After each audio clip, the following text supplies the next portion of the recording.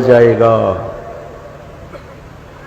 سب سے پہلا عمل آپ کا، میرا سب سے پہلا عمل جو تولا جائے گا،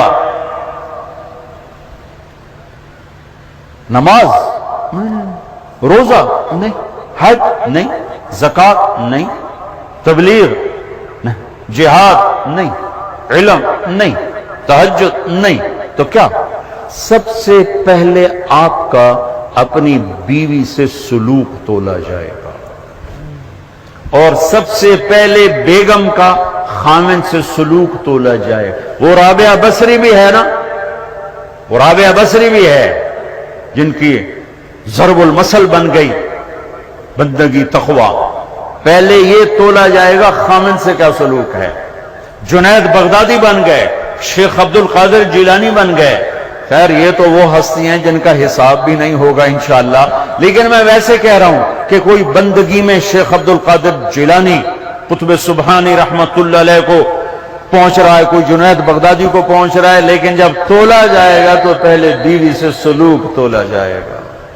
تو اپنے گھروں میں حسن سلوک رکھو۔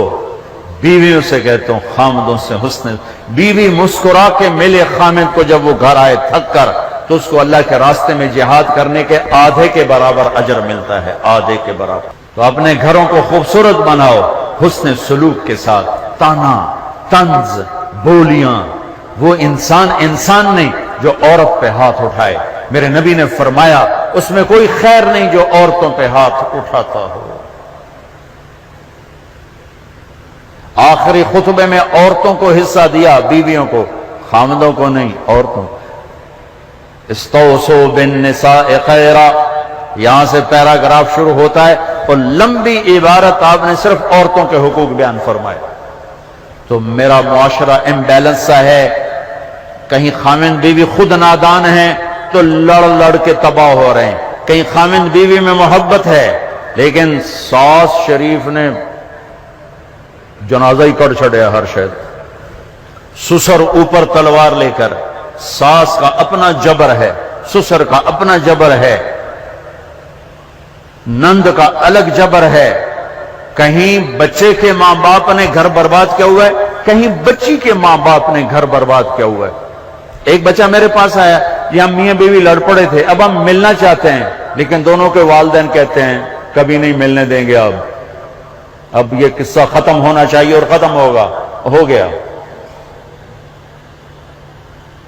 یہ جبر، یہ ظلم، چونکہ ہمارا جوائنٹ فیملی سسٹم ہے، میں ہاتھ جوڑتا ہوں، میں کسی رشتے کو اچھالنا نہیں چاہ رہا، لیکن جو گھروں میں ہو رہا ہے میں بتا رہا ہوں۔ کہیں خامند نادان ہے، بیوی کے ساتھ بدتمیز ہے، کہیں بیوی نادان ہے، خامند کے ساتھ بدتمیز ہے، کہیں دونوں بہت اچھے ہیں لیکن خامند کے ماں باپ کا ظلم ہے، کہیں بچی کے ماں باپ کا ظلم ہے، کہیں بہن بھائیوں کا ظلم ہے۔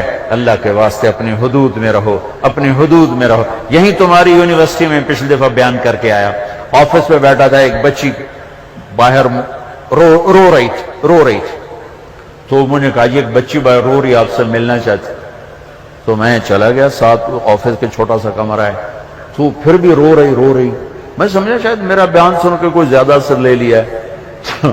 وہ کہنے لگی مولانا آپ عورتوں کے حقوق بیان کرتے ہیں لیکن آپ متعلقہ عورتوں کے تو کبھی نہیں بیان کرتے۔ مجھے یوں لگا جیسے مجھے کسی نے نا خنجر سے دو ٹکڑے کر دیا، کہا آپ متعلقہ بچیوں کے بارے میں تو کبھی نہیں بولے۔ اس کے بعد سے میں نے بولنا شروع کیا، پھر میں نے کہا کیا ہوا بیٹی آپ کو طلاق؟ جی مجھے طلاق ہوئی، میں طلاق یافتہ ہوں۔ کیا مسئلہ تھا؟ کہا میرا خامند بہت اچھا تھا، ہم دونوں میاں بیوی میں بہت محبت تھی، بس میرا سسر کہتا اوے مینو چنگی نہیں لگ دی انہوں طلاق دے، اوے مینو چنگی نہیں لگ دی انہوں طلاق دے۔ تو 1 سال تک تو میرے خامند نے پریشر برداشت کیا، پھر اس نے کہا میں بہت مجبور ہوں، ماں باپ کا پریشر ہے، اور مجھے طلاق دے کے گھر بٹھا دیا۔ اب کوئی ہے ہی نہیں جو ہمیں پوچھے، بوڑھے لوگوں کے رشتے آتے ہیں۔ متعلقہ بچیوں کو پہلے دیکھا کرو، بیوہ بچیوں کو پہلے دیکھا کرو۔ میرے نبی نے متعلقہ بیوہ عورتوں سے شادی کی، صرف ایک کنواری سے شادی کی، اور ہمارے یہاں طلاق کی ہوئی ہے، انت طلاق ہو گئی، انت طلاق ہو گئی ہے، انت طلاق ہو گئی۔ 99% ظلم لڑکے والوں کی طرف سے ہوتا ہے، 1% لڑکی کا ہوتا ہے نادانی، لیکن اکثر لڑکوں کا ظلم ہوتا ہے۔ وہ رشتے تلاش کرو جو بچیاں بیٹھی ہوئی ہیں، کہیں بچیوں کی شادیاں ہو گئی ہیں، بچہ ساتھ لے کر گئی ہیں، یا نوجوان چھوٹے بچوں کے ساتھ بیوی فوت ہو جاتی ہے تو وہ دوسری شادی کرتا ہے تو نئی ماں آتی ہے، تو سوتیلے پن کے جو ظلم سنے ہیں اس نے بھی دل کو پارا پارا کر کے رکھ دیا ہے۔ سوتیلے یتیم جب روتا ہے نا، جب یتیم روتا ہے تو اللہ کا عرش کانپ اٹھتا ہے، اللہ کا عرش کانپ اٹھتا ہے، اور اللہ تعالیٰ فرماتا ہے کس نے یتیم کو رلایا، کون ہے اس کے آنسو پوچھے اور میری رحمت کی چھاؤں میں آ جائے۔ جہاں کہیں باپ سوتیلا ہے، کہیں ماں سوتیلی ہے، اللہ کا واسطہ دیتا ہوں، اللہ کی رحمت کی چھاؤں میں آ جاؤ، سوتیلی اولاد سے حسن سلوک کر کے متعلقہ بچیوں کو پوچھو۔ اس کے بعد پھر میں نے یہ حدیث میں نے پڑھی تھی، بیان نہیں کرتا تھا، بھول گیا تھا۔ میرے نبی نے فرمایا تمہیں سب سے اعلیٰ درجے کا صدقہ بتاؤں، سب سے اعلیٰ درجے کا صدقہ بتاؤں، سب سے اعلیٰ درجے کا صدقہ؟ جی کیا؟ کہ جس کی بیٹی کو طلاق ہو گئی اور وہ گھر آ کے بیٹھ گئی، اس پہ خرچ کرنا سب سے اعلیٰ درجے کا صدقہ ہے۔ اللہ ایمان والی عورتوں کو جنت کی عورتوں پر بھی غالب کرے گا۔ یہ خوبصورت زندگی ہے، اور ایک چھوٹا سا کام سارے کر لو، بہت بڑا مجموعہ ماشاءاللہ، احباب جمع ہے، میر حال دل کہہ لے، ہاں پھر التفات دل دوستاں رہے نہ رہے۔ میں آپ سب نوجوانوں سے ایک مطالبہ کرتا ہوں، آج بیٹھے بیٹھے توبہ کر، توبہ کر۔ اللہ کی قسم، اللہ کی قسم، آپ کہو گے نا یا اللہ میری توبہ، آپ ایسے نکلو گے گناہوں سے جیسے مکھن سے بال نکلتا، اور یوں پاک ہو جاؤ گے جیسے ماں کے پیٹ سے آج نکلے ہو۔ اللہ کو معاف کرنا اتنا اچھا لگتا ہے۔ یہ نہ ڈرنا کہ میں نے مانچسٹر میں بیان کیا کہ توبہ کی بات کی، ایک نوجوان آ گیا 35-36 سال، مولانا کیا واقعی اللہ معاف کر دیتا ہے؟ وہ اتنا سہمے ہوئے، ہمارے نوجوان خطیبوں نے نا لوگوں سے اللہ چھین لیا ہے، اتنا خوفناک کر کے دکھایا ہے تو لگتا ہے دوزخ ہے، جنت کے سپاس سے وسدی کوئی نہیں۔ اچھا اللہ معاف کر دے گا؟ میں نے کہا جی۔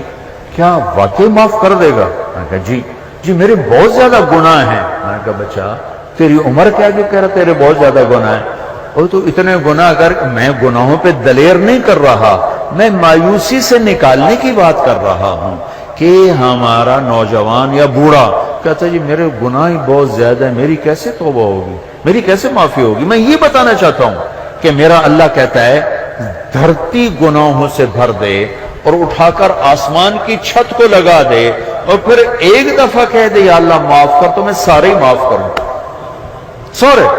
تو اب تو سب بچے بیٹھے، اور بوڑھے ہوں گے تو 60-70 سال 80 سال، اس سے زیادہ کہوں گا۔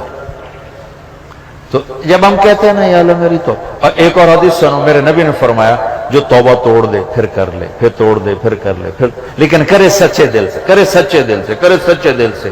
اگر دن میں 70 دفعہ بھی اس کی توبہ ٹوٹی اور اس نے ہر دفعہ کر لی سچے دل سے، تو اللہ کا محبوب ہی رہے گا، مجرم نہیں بنے گا۔ کتنے مزے کی بات ہے۔ اب تمہیں حدیث کے لفظ سنا دوں تاکہ تم کوئی اعتراض نہ کرو کہ کتوں گھڑ کے بولی جاندہ ہے۔ ما عاد ما اصر من استغفر وان عاد فی اليوم 70 مرتا، جو دن میں 70 دفعہ توبہ توڑ کے پھر کر لے، اللہ کی نظر میں مجرم نہیں ہے۔ مجرم کون ہے؟ جو توبہ نہ کرے، جو کہ کیا ہو گیا، سارے شراب پی رہے ہیں میں نے پی لی، کیا ہو گیا، سارے منہ کالے کر رہے ہیں میں نے کیا، کیا ہو گیا، سارے رشوت لے رہے ہیں میں نے لے لی، کیا ہو گیا۔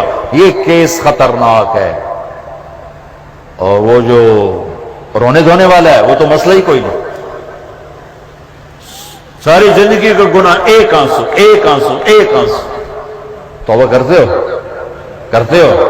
میرے ساتھ کہو یا اللہ میری توبہ، پھر کہو یا اللہ میری توبہ، پھر کہو یا اللہ میری توبہ۔ لو 3 سیکنڈ میں اللہ نے آپ کے سارے گناہ معاف کر، اللہ کی قسم معاف کر دیے، اگر سچے دل سے ہے. بس اب علماء سے پوچھ لینا اب کرنا کیا ہے. نمازیں چھوڑی اب کیا کرنا ہے, روزے چھوڑے اب کیا کرنا ہے, زکوٰۃ چھوڑی اب کیا کرنا ہے, لوگوں کے حق ضائع کیے اب کیا کرنا ہے.